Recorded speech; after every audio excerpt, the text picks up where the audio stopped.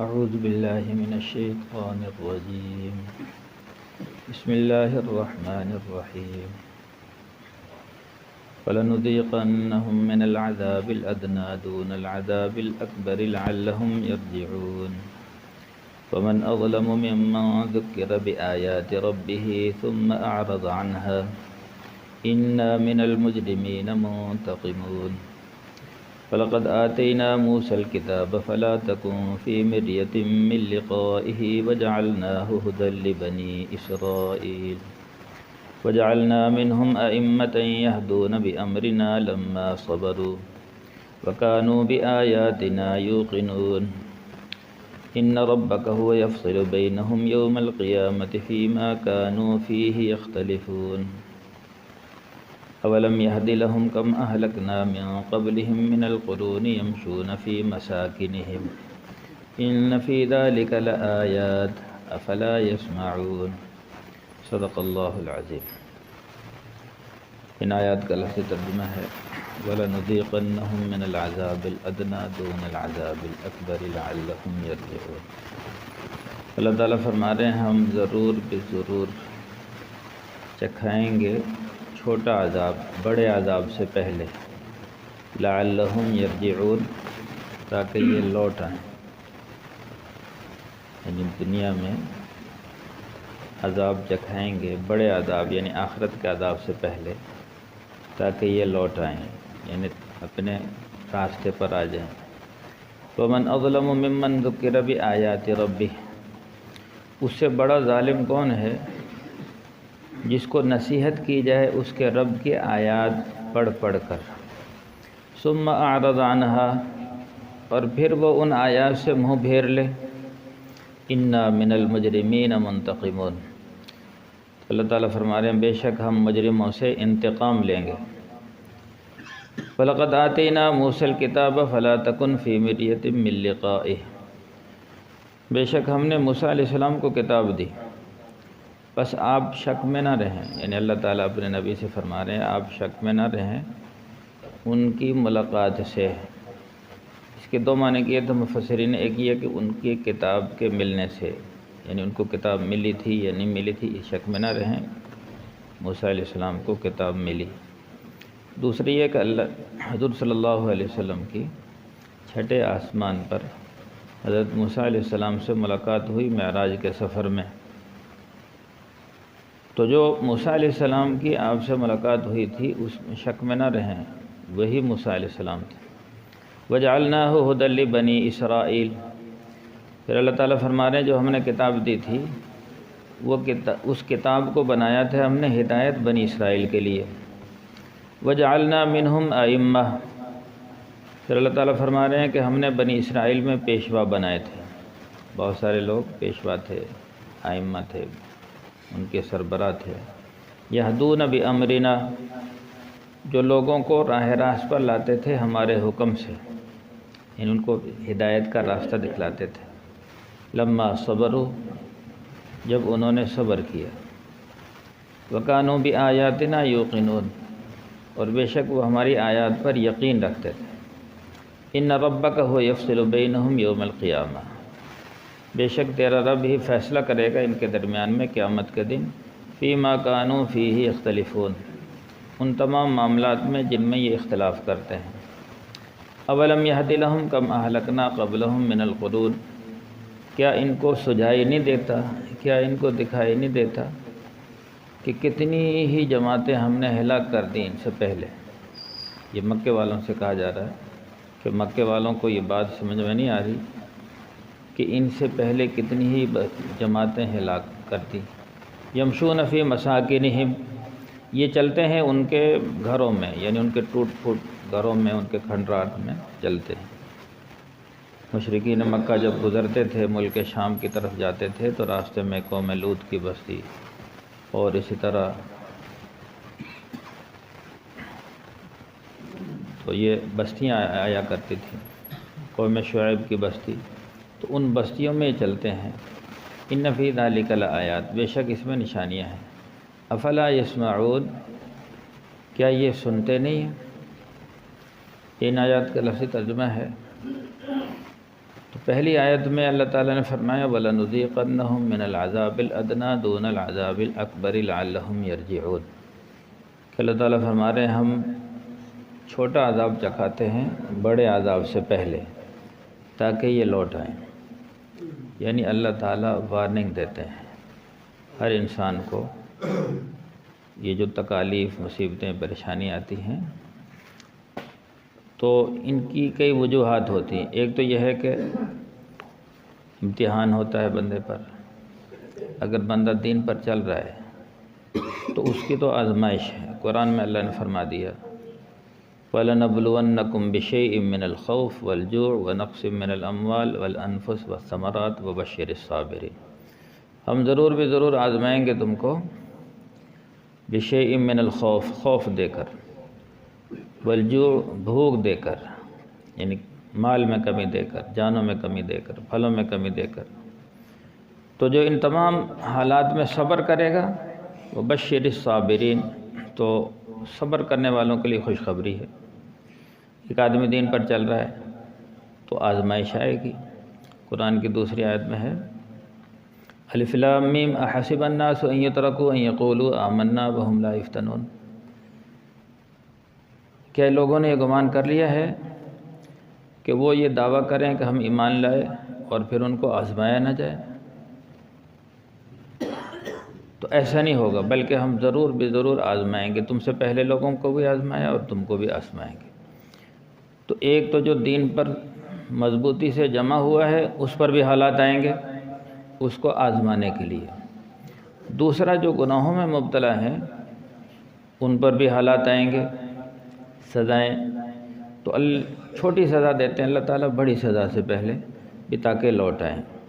تو بہت سارے لوگ تو جب ان کو ہلکی پھلکی سزا ملتی ہے، کوئی اللہ تعالیٰ کوئی نقصان کر دیتے ہیں، کوئی حادثہ پیش آ جاتا ہے یا کوئی بیماری آ جاتی ہے یا آسمانی آفت آ جاتی ہے، جیسے یہ سیلاب آتے ہیں، زلزلے آتے ہیں، بے وقت بارشیں ہو جاتی ہیں، تو یہ اللہ تعالیٰ وارننگ دیتے ہیں بڑے عذاب سے پہلے بھی سنبھل جاؤ. تو بہت سارے جو عقل مند لوگ ہوتے ہیں وہ سنبھل جاتے ہیں، بھی اللہ کی طرف سے وارننگ ہے، وہ سنبھل جاتے ہیں اور آئندہ سے اپنی روش ٹھیک کر لیتے ہیں. بار بار آزمائش آتی، امتحان ہے، وارننگ ہے. تو جو راہ راست پر آ جائے تو اللہ تعالیٰ پھر اس کو اپنی طرف لگا لیتے ہیں ہدایت. اور جو نہیں آتا پھر چھوٹے چھوٹے عذابات سے پہلے پھر بڑا عذاب آتا ہے. بعض اوقات دنیا ہی میں آ جاتا ہے، دنیا میں نہ آئے تو آخرت میں تو یقینی ہے. جیسے جب حضرت موسیٰ علیہ السلام نے فرعون کو دعوت دی تو فرعون پر چھوٹے چھوٹے عذاب آئے. جیسے جوؤں کو پہلے فارسلنا علیہم الطوفان، یعنی طوفان سیلاب کی شکل میں آیا، فارسلنا علیہم. والجراد ٹڈیوں کا عذاب آیا، والقمل جوؤں کا عذاب آیا، والضفادع مینڈکوں کا عذاب آیا، والدم خون کا عذاب آیا. تو اس طرح چھوٹے چھوٹے عذاب آتے رہے، لیکن جب وہ باز نہ آئے تو پھر اللہ نے ان سب کو بحر قلزم میں غرق کر دیا. تو اس طرح اللہ تعالیٰ خود فرما رہے ہیں کہ وَلَنُذِيقَنَّهُم مِّنَ الْعَذَابِ الْأَدْنَىٰ دُونَ الْعَذَابِ الْأَكْبَرِ لَعَلَّهُمْ يَرْجِعُونَ کہ ہم ضرور بے ضرور چکھائیں گے چھوٹا عذاب بڑے عذاب سے پہلے تاکہ یہ لوٹیں. تو ہر وقت انسان سمجھتا رہے کوئی بھی تکلیف مصیبت آئی ہے اور انسان غلط راستے پر چلتا ہے تو سمجھیے اللہ کی طرف سے وارننگ ہے اور سنبھل جائے. لیکن اگر نہیں سنبھلے گا تو پھر کیا ہوتا ہے، پہلے تو اللہ تعالیٰ ڈھیل دے دیتے ہیں، پھر فوری نہیں پکڑتے، پھر اس کو ڈھیل دیتے ہیں. پھر وہ جب خوب اپنے برائی میں پختہ ہو جاتا ہے پھر اللہ تعالیٰ ایک ہی دفعہ اس کی رسی کو کھینچ لیتے ہیں اور پھر اس کو عبرت کا نشان بنا دیتے ہیں. 7ویں سپارے میں اللہ تعالیٰ نے ترتیب بتائی ہے پکڑنے کی. وَلَقَدْ أَرْسَلْنَا إِلَىٰ أُمَمٍ مِّن قَبْلِكَ فَأَخَذْنَاهُمْ بِالْبَأْسَاءِ وَالضَّرَّاءِ لَعَلَّهُمْ يَرْجِعُونَ.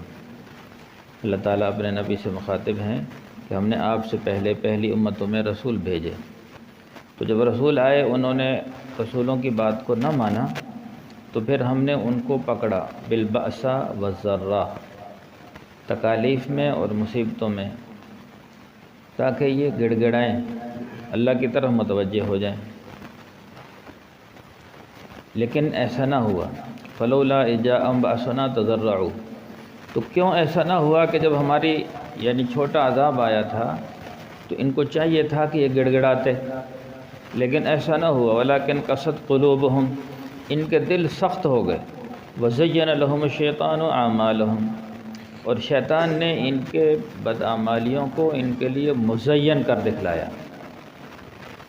تو پھر اللہ تعالیٰ فلما نسوا ما ذکروا بہ، پر جب ان کو جو نصیحت کی گئی تھی اس کو بھلا دیا، پھر کیا ہوا؟ اللہ تعالیٰ فتحنا علیہم ابواب کل شیء، پھر ہم نے ہر چیز کے دروازے کھول دیے، یعنی پھر اللہ تعالیٰ رسی ڈھیلی کر دیتے ہیں، پھر ہر ان کو خوشحالی مل جاتی ہے، اور پھر اس میں خوب اتراتے ہیں۔ حتیٰ اذا فرحوا بما اوتوا، پھر جب اس میں اترانے لگ جاتے ہیں اور بڑے خوش ہوتے ہیں، اخذناہم بغتہ، پھر اللہ فرماتے ہیں پھر ہم اچانک پکڑ لیتے ہیں۔ فاذا ہم مبلسون، پھر یہ نا امید ہو جاتے ہیں، آس توڑ بیٹھے تھے۔ فقطع دابر القوم الذین ظلموا، پھر ظالم قوم کی جڑ کو کاٹ دیا جاتا ہے۔ والحمد للہ رب العالمین، اور تمام تعریف اللہ کی لیے۔ تو یہ اللہ نے ایک اصول بتلایا ہے کہ بھئی کوئی قوم نافرمان ہوتی ہے تو پھر اس پہ چھوٹے چھوٹے عذاب آتے ہیں، اگر وہ سنبھل جائے تو اللہ کی رحمتیں آ جاتی ہیں، برکتیں آ جاتی ہیں۔ اگر وہ قوم نہ سنبھلے تو پھر اللہ ان کو ڈھیل دے دیتے، بھیا عیشی کر لو، اب جو چاہے کرتے رہو، اب تمہیں کوئی پوچھنے والا نہیں۔ پھر جب وہ خوب عیاشی میں مست ہو جاتے ہیں اور اللہ کو بھلا بیٹھتے ہیں، پھر اخذناہم بغتہ، اللہ فرمائے پھر ہم اچانک پکڑ لیتے ہیں ان کو۔ فاذا ہم مبلسون، پھر وہ نا امید ہو جاتے ہیں، آس توڑ بیٹھتے ہیں۔ جیسے قوم فرعون کے ساتھ ہوا، چھوٹے چھوٹے عذاب آتے رہے، اور ہر دفعہ موسیٰ علیہ السلام سے کہتے ہیں اے موسیٰ لئن کشفت عنا الرجس لنؤمنن لک ولنرسلن معک بنی اسرائیل، کہ اے موسیٰ یہ عذاب اگر ٹل گیا نا ہم پر تو ہم ایمان بھی لے آئیں گے اور بنی اسرائیل کو تیرے ساتھ بھیج دیں گے۔ فلما کشفنا عنہم العذاب اذا ہم ینکثون، اللہ فرما رہے ہیں جب ہم ان سے عذاب کو ہٹا دیتے، اچانک اپنے وعدے سے پھر جاتے، مکر جاتے۔ تو یہ سلسلہ چلتا رہا، پھر اللہ نے ان کو ڈھیل دے دی، پھر انہوں نے جب خوب عیاشی کی، بنی اسرائیل پر ظلم کیا، پھر اللہ نے سب کو گھیر کر وہ بحر کلزم میں جب موسیٰ علیہ السلام سے کہا اب آپ چلیں، موسیٰ علیہ السلام آگے گئے، موسیٰ علیہ السلام کے لیے 12 راستے بنے، تو موسیٰ علیہ السلام سمندر پار کر گئے اور وہ سب سمندر میں آ گئے، فرعون اور اس کی قوم اور سب ہلاک ہو گئے۔ تو یہاں بھی یہ فرمایا، اگلی آیت میں فرمایا وَمَنْ أَظْلَمُ مِمَّنْ ذُكِّرَ بِآيَاتِ رَبِّهِ ثُمَّ أَعْرَضَ عَنْهَا، کہ اس سے بڑا ظالم کون ہے کہ اس کے رب کی آیات پڑھ کر اس کو نصیحت کی جائیں اور پھر ان آیات سے منہ پھیر لے۔ تو فرمایا کہ یہ بڑا مجرم ہے، اِنَّا مِنَ الْمُجْرِمِينَ مُنْتَقِمُونَ، بے شک ہم مجرموں سے انتقام لیں گے۔ تو میرے بھائی یہ بڑی خطرناک آیت ہے۔ ایک تو پہلی قومیں اس سے مراد ہیں، پہلی قوموں کو اللہ کا کلام پڑھ کر سنایا جاتا تھا لیکن ان سے منہ پھیر لیتی تھی، تو پھر اللہ تعالیٰ ان سے انتقام لیتا۔ دوسرا مشرکین مکہ حضور صلی اللہ علیہ وسلم اللہ کا کلام پڑھ پڑھ کر ان کو سناتے، اور وہ بجائے یہ کہ بات مانتے، بات سنتے، منہ پھیر لیتے، تو وہ مجرم ٹھہرے، پھر اللہ نے ان سے بدلہ لیا، دنیا میں بھی بدر میں مارے گئے اور پھر آخرت میں ان کو سخت سزا ہوگی۔ تیسرے اسے عام ہر انسان، قیامت تک آنے والے انسان مراد ہیں۔ ایک تو جب اللہ کا کلام پڑھا جائے اس کو سنیں، جیسے درس ہوتا ہے چند منٹ کے لیے، تو کوشش یہ ہونی چاہیے کہ دیکھو اللہ کا کلام پڑھ کر سنایا جا رہا ہے، بجائے یہ کہ ہم اسے منہ پھیر کے چلے جائیں، چند منٹ اللہ کے لیے نکال کے، کیونکہ اللہ کا کلام پڑھا جا رہا ہے، نصیحت کی جا رہی ہے، اس کو سنیں تو اس سے فائدہ ہوتا ہے، چونکہ ایمان والوں کی اللہ نے صفات بیان وَإِذَا تُلِيَتْ عَلَيْهِمْ آيَاتُنَا زَادَتْهُمْ إِيمَانًا وَعَلَىٰ رَبِّهِمْ يَتَوَكَّلُونَ، جو ایمان والے ہیں جب ان پر اللہ کا کلام پڑھ کر سنایا جاتا ہے تو ان کا ایمان بڑھ جاتا ہے اور وہ اپنے رب پر بھروسہ کرتے ہیں، اور جو منافق ہیں اور جو ایمان سے دور ہیں تو ان کو اللہ نے ظالم قرار دیا۔ ومن اظلم ممن ذکر بآیات ربہ، اس سے بڑا ظالم کون ہے کہ اس کے رب کی آیات پڑھ کر سنائی جائیں اور ثم اعرض عنہا، وہ منہ پھیر کر اسے چلا جائے، پیٹ پھیر کر۔ انا من المجرمین منتقمون، بے شک ہم مجرموں سے انتقام لیں گے۔ تو میرے بھائیو، الحمدللہ ہمارے پاس جماعت آئی ہوئی ہے، زمبیا کی جماعت ہے، تو بڑی دور سے سفر کر کے آئے ہیں، تو ان کے پاس بیٹھا جائے، ان کی بات سنی جائے، انشاءاللہ بھی یعنی دعا کے بعد مشورے کا عمل ہوگا، تو اس میں سب بھائی شرکت کریں اور پھر جماعت کی ملاقات کروائیں۔ یہ جماعت ہمارے پاس اس لیے آتی ہے کہ بھی ایک تو الحمدللہ پہلے سے محنت ہو رہی ہے، تو جماعت کو ہم زیادہ سے زیادہ استعمال کر لیں۔ پہلے تو اللہ تعالیٰ نبیوں کو بھیجا کرتے تھے، اب ختم نبوت کی برکت سے ہمارے نبی آخری نبی ہیں، اب ہمارے نبی کے بعد کوئی نبی نہیں آئے گا، لیکن یہ دعوت والا عمل قیامت تک چلے گا۔ تو اللہ نے یہ دعوت والا عمل اس امت کے ذمہ لگا دیا، اور قرآن میں فرما دیا کنتم خیر امت اخرجت للناس، کہ تم بہترین امت ہو، تمہیں لوگوں کی نفع رسانی کے لیے بھیجا گیا ہے، کہ نیکی کا حکم کرتے ہو، برائی سے منع کرتے ہو، اللہ پر ایمان رکھتے ہو۔ تو یہ کام ہم سب کے ذمے ہے، ہم چاہے کریں یا نہ کریں، ذمے ہمارے ہیں، اور اس کے بارے میں پوچھ ہوگی۔ حضرت عمر رضی اللہ عنہ فرماتے ہیں بہترین امت میں وہی شخص اٹھایا جائے گا جو اللہ کی شرط کو پورا کرے گا۔ قرآن کی دوسری آیت میں فرما دیا قل ھذہ سبیلی ادعو الی اللہ علی بصیرہ، اے نبی کریم صلی اللہ علیہ وسلم آپ یہ سب کو اطلاع دے دیں، یہ اعلان فرما دیں کہ یہ میرا راستہ ہے، میں لوگوں کو اللہ کی طرف بلاتا ہوں حکمت اور بصیرت کے ساتھ۔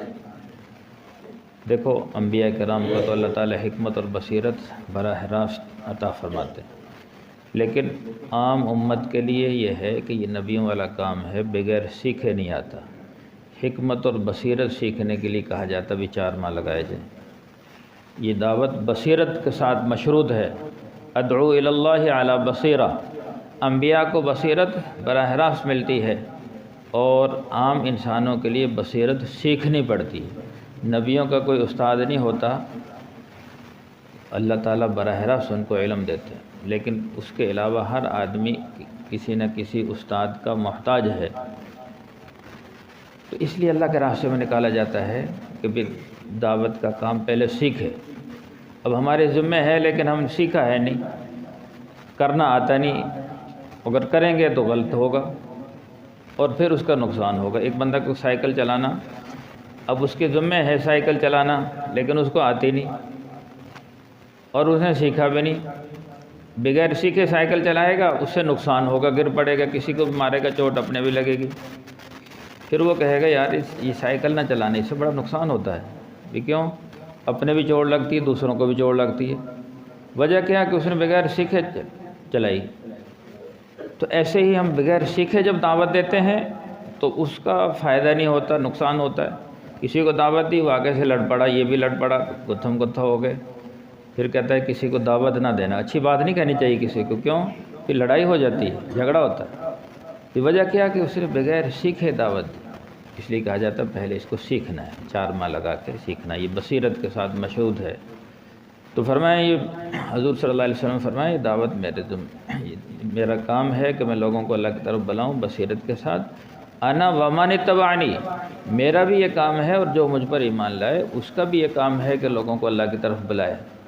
تو یہ اس آیت میں سب کے ذمہ لگ گئے، تو اللہ کے راستے میں نکل کے اس کو سیکھنا ہے اور پھر ساری زندگی مقصد بنا کے کرنا ہے۔ یہ الحمدللہ جماعت ہے، یہ مشورہ ہوگا، سب اس کے شرکت کریں۔ پھر ظہر میں تعلیم ہے، عصر کے بعد گشت ہے، اور مغرب میں بیان ہوگا تفصیل سے، تو سب بھائی جماعت کی نصرت کریں، ان کے پاس بیٹھیں، گشتے کی ملاقاتیں کروائیں، انشاءاللہ بہت فائدہ ہوگا۔ الحمدللہ رب العالمین والعاقبۃ للمتقین والصلاۃ والسلام علی سید الانبیاء والمرسلین ربنا ظلمنا أنفسنا وإن لم تغفر لنا وترحمنا لنكونن من الخاسرين اللهم اهدنا واهد بنا واجعلنا سببا لمن اهتدى صلى الله تعالى على خير خلقه محمد وآله وأصحابه أجمعين.